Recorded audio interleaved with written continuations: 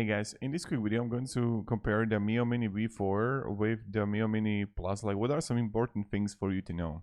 So the first thing is that V4 is smaller comparing to Mini Plus, and you can see right display size 2.8.